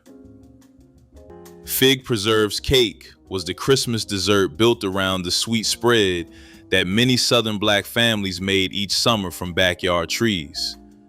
Dense spiced cake batter was enriched with thick fig preserves, their honeyed sweetness replacing expensive ingredients. The preserves kept the cake moist for days while adding flavor complexity that plain sugar could never achieve. Some cooks layered the cake with more preserves between rounds, while others baked the fruit directly into the batter. Fig trees grew easily in Southern yards, requiring almost no care while producing abundant fruit each year. The preserves made during summer became Christmas gifts when transformed into cake. Fig preserves cake represented the cycle of seasons, summer's harvest becoming winter's celebration through patient preservation. Catfish and grits gave weekend mornings a soulful edge, pairing crisp fried fish with creamy stone-ground grits in a combination that felt both rustic and celebratory. Fresh river catfish fillets were seasoned with salt, pepper, and a dusting of cornmeal before sliding into hot oil where they sizzled to a golden brown. The grits simmered slowly on the stove, enriched with butter and a touch of cream for a silky texture that balanced the crunch of the fish. Families often gathered around big skillets of catfish on Sundays after church, turning breakfast into a communal event. Some added a squeeze of lemon or a dash of hot sauce to brighten the flavors, while others served sliced tomatoes or greens on the side. Catfish and grits carried the heritage of Southern waterways and the ingenuity of African-American cooks who transformed local catches into a beloved morning feast that satisfied hunger and celebrated the bounty of rivers and farms alike. Peach cobbler with buttery crust made children hover near the oven door, waiting for that bubbling, golden moment when dessert was finally ready. Black mothers would slice fresh or canned peaches into baking dishes, covering them with sugar, cinnamon, and sometimes a splash of vanilla before topping with thick pastry dough. The crust browned and crisped while the peaches bubbled underneath, their juices thickening into syrup that oozed through cracks in the topping. Children begged for corner pieces where extra crust met extra syrup, creating bites that balanced crispy, tender, and sweet in perfect proportion. Canned peaches cost almost nothing, and the simple crust required only flour, butter, and a little sugar.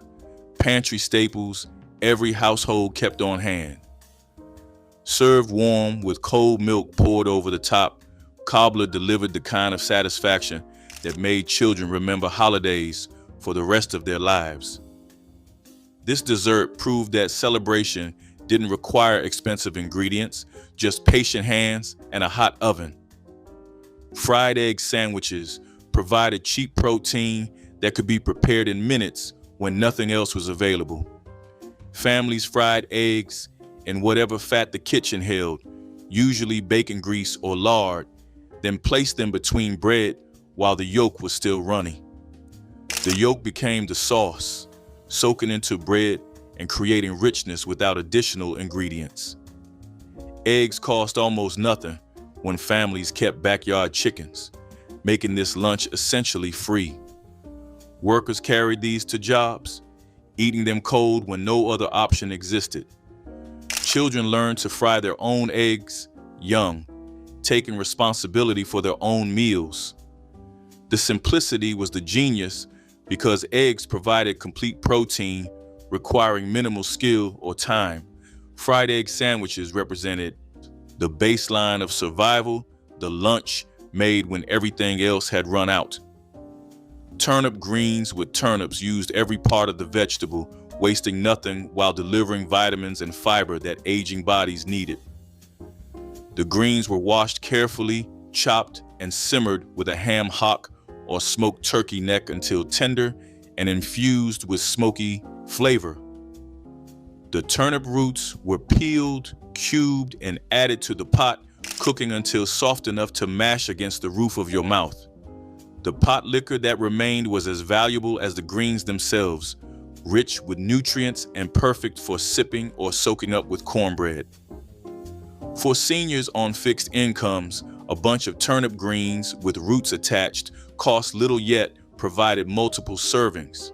The dish connected them to traditions where nothing edible was ever discarded, and every meal carried the wisdom of ancestors who knew how to make abundance from simplicity.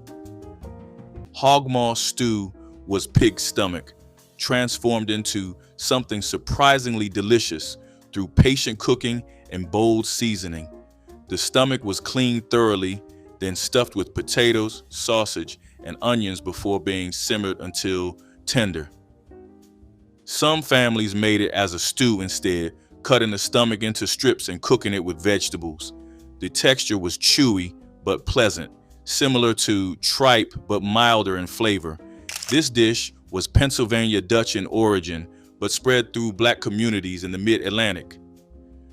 The stew was often made during the holidays when whole hogs were butchered and nothing was wasted. Children who grew up eating hogmaw stew learned not to judge food by appearance. The dish proved that unfamiliar ingredients could become beloved traditions with the right preparation. Crackling candy was the Christmas treat that turned pork skin scraps into sweet and salty confection unlike anything else. Cracklings left from rendering lard were stirred into boiling sugar syrup, creating candy studded with crispy pork bits. The combination of sweet and savory seemed strange but proved irresistible, each piece delivering sugar sweetness followed by porky crunch. Making crackling candy use scraps that might otherwise be discarded, transforming waste into celebration. The candy stored well in tins, its unusual flavor profile keeping people reaching for more pieces. Cracklings cost nothing, since they were byproducts of lard making that every household did during hog killing season. Crackling candy proved that ingenuity could turn any scrap into something worth sharing at Christmas. Collard green omelet was a breakfast born from thrift and the habit of making yesterday's leftovers stretch. Collard greens, usually cooked long and slow with seasoning, were often tucked into eggs the next morning, creating a dish that was both frugal and flavorful. Families valued it because it made use of what they already had, ensuring nothing went to waste. The combination of tender greens with fluffy eggs gave a balance of nutrition and satisfaction. For children, it was a familiar flavor carried into a new form, while adults enjoyed the heartiness without requiring more expensive meat. It was a dish that tied breakfast to dinner, blending the rhythms of the household kitchen into one continuous cycle of reuse. Betty Crocker kitchens may have praised convenience, but African-American homes thrived on this kind of ingenuity. Collard green omelets are rare today, but they once carried the quiet wisdom of making much from little and starting mornings strong. Pig feet and vinegar sauce divided families into believers and skeptics, yet those raised on this dish counted the days until it appeared on holiday tables. The feet required hours of simmering until the tough skin and cartilage softened into something gelatinous and rich, almost melting on the tongue. Black mothers would then pack the cooked feet into jars with onions, hot peppers, and sharp vinegar that cut through the richness. Served cold, the pickled pig feet were eaten with fingers, the meat pulled away from tiny bones while the vinegary brine dripped down chins. Children who grew up eating them developed a taste for the unique texture that combined chewy skin with tender meat. At just 10 cents a pound, pig feet stretched holiday budgets while providing substantial protein. This dish connected families to survival traditions where every part of the animal became food, and nothing was ever wasted, no matter how strange it might seem to outsiders. Families poured leftover grits into pans to set overnight, then sliced the firm mixture into squares and fried them golden the next morning. These cakes could be eaten hot for breakfast or packed cold for midday meals, their dense texture holding up through hours in lunch pails. The process transformed cheap cornmeal into something more substantial than porridge. Workers carried grits cakes knowing they would fill hungry stomachs when no other food was available. Some families added bacon or cheese when affordable, but plain grits cakes provided satisfying carbohydrates without additions. The technique represented kitchen wisdom passed between generations of Black women who understood creativity conquered poverty. Pop and John combined black-eyed peas and rice into a dish that carried tradition, nutrition, and economy in every forkful. The peas were cooked with onion, garlic, and smoked meat until tender, then served over or mixed with fluffy white rice. Some versions added tomatoes or peppers, while purists kept it simple. The dish was famous as New Year's Day food, promising luck and prosperity, but seniors on fixed incomes knew it deserved a place at the table year-round. Black-eyed peas and rice together cost mere dollars, yet provided complete protein and lasting energy. One pot yielded enough servings for several days, and the flavors only deepened with time.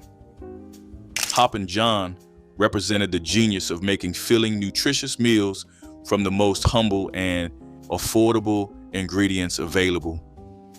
Beef tripe stew was not for the faint of heart, but those who grew up eating it remember the dish with deep affection. Tripe required thorough cleaning and long cooking to become tender, but the result was worth every minute of preparation. The honeycomb texture held onto flavorful broth, making each bite an experience.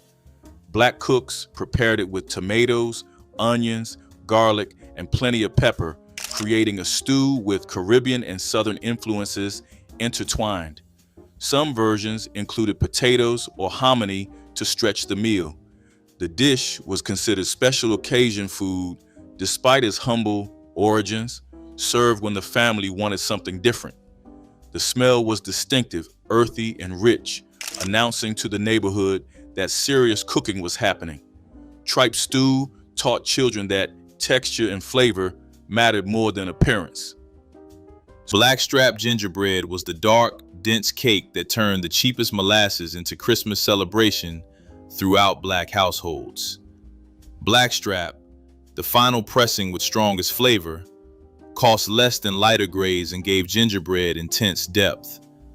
The batter combined molasses with flour, ginger, cinnamon, cloves, and whatever fat was available, then baked into loaves or sheet cakes.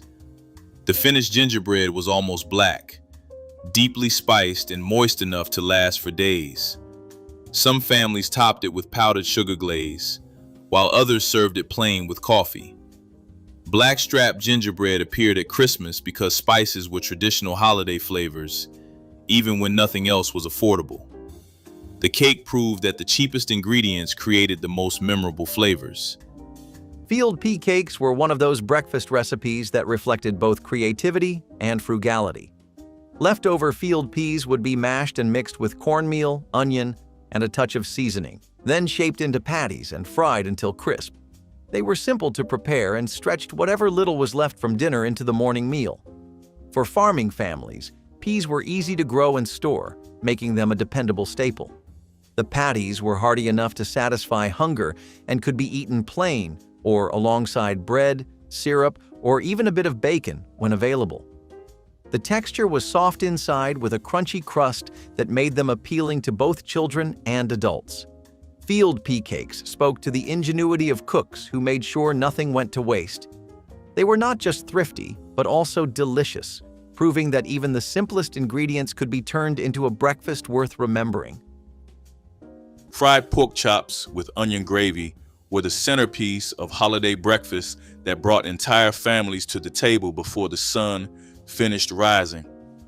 Black mothers would season thick-cut chops heavily with salt, pepper, and garlic powder before dredging them in flour and frying until golden brown in cast iron skillets. The chops were set aside while sliced onions cooked in the drippings until soft and sweet. Then flour and milk transformed everything into rich, silky gravy. Poured over the chops and served with grits or rice, this combination delivered the kind of satisfaction that fueled families through days of holiday cooking and celebration. Children loved the crispy edges of the chops where the flour coating met the hot oil, creating crunchy contrast against tender, juicy meat. Pork chops were often on sale during holidays, making them an economical choice for families feeding large crowds. The gravy alone could stretch the meal further, flavoring everything else on the plate. Sugar sandwiches were poverty meals requiring nothing more than bread, butter, or margarine, and white sugar sprinkled generously on top. Families made these when cupboards held almost nothing else, the sweetness providing quick calories and the illusion of something special. Children loved them because sugar felt like a treat even when it was actually desperation. The butter held sugar in place, preventing it from spilling when the sandwich was bitten. Workers sometimes packed these when other options had disappeared, knowing sugar would provide energy even without real nutrition. The practice represented the lowest point of scarcity, the lunch that existed when everything else was gone. Yet families ate them without shame because survival required using whatever was available. Baked chicken quarters turned the most affordable cuts into satisfying meals without requiring constant attention at the stove. Leg quarters, drumstick, and thigh attached cost far less per pound than breasts or wings, yet they contain more flavor thanks to the dark meat and bones. Seasoned simply with salt, pepper, garlic powder, and paprika, then baked until the skin turned crispy and the meat fell off the bone, these quarters delivered protein and satisfaction. For seniors, the beauty was in the simplicity: season, place in the oven, and wait. One package of quarters provided several meals, and the leftovers could be shredded for sandwiches, added to rice, or eaten cold. The bones could even simmer into broth for soup. Baked chicken quarters proved that budget cuts, properly prepared, satisfied as deeply as any expensive roast. Lima bean and ham stew was a thick, creamy bowl of comfort that stretched a small amount of meat into a meal for the whole family. Dried lima beans were soaked overnight, then simmered with chunks of leftover ham or a ham bone until everything melded into something greater than its parts. The beans broke down slightly during cooking, naturally thickening the broth into a consistency almost like gravy. Onions, garlic, and black pepper provided seasoning, while celery and carrots added sweetness and color. Some families mashed a portion of the beans against the pot to make things heartier. This stew was weeknight fare, simple to prepare but deeply satisfying when served over rice or with cornbread. The ham flavor permeated every bite, making even the plainest bean taste special. Transparent pie was the Depression dessert that proved elegance could emerge from the simplest pantry staples imaginable.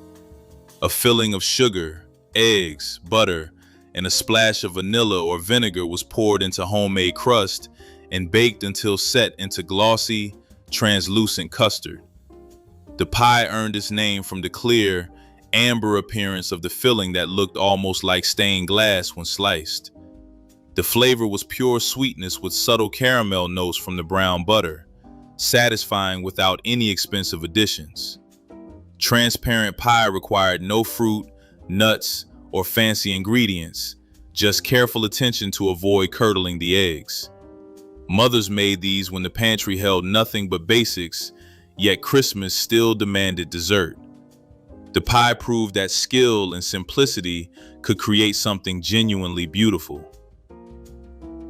Hoppin' John Morning Bowl carried the luck and legacy of the South into every spoonful, blending black-eyed peas, fluffy rice, and smoky bacon for a meal steeped in tradition. Peas were simmered until tender with onions, garlic, and a hint of pork, then spooned over freshly cooked rice so the savory juices soaked into every grain. A sprinkle of green onions or a splash of pepper vinegar added brightness, while some cooks stirred in diced peppers for extra color and flavor. This dish had long been served on New Year's Day for prosperity, but in the 1970s, many African American families enjoyed it year-round as a hearty breakfast. It offered protein, fiber, and deep flavor that sustained workers and schoolchildren alike. Hoppin' John Morning Bowl reminded each generation of the history carried in its ingredients, from West African roots to Southern kitchens, proving that food could nourish both body and spirit while keeping cultural memory alive with every bite of smoky, satisfying goodness. Molasses cake with cream cheese.